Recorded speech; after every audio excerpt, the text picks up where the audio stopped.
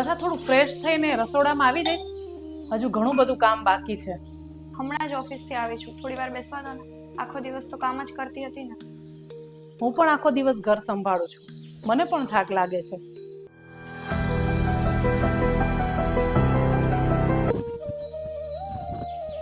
લાવ હું પણ તમને થોડી મદદ કરાવું. ચલો સાથે કામ કરીએ ને તો જલ્દી થઈ જશે. સાચું કહું તો આપણે બંને સાચા જ છીએ, પણ એકબીજાની પરિસ્થિતિ સમજતા નથી. હા, કામ અલગ છે પણ થાક તો બંનેને લાગે છે. સંબંધોમાં કોણ સાચું એ મહત્વનું નથી, પરંતુ કોણ સમજે છે એ મહત્વનું છે.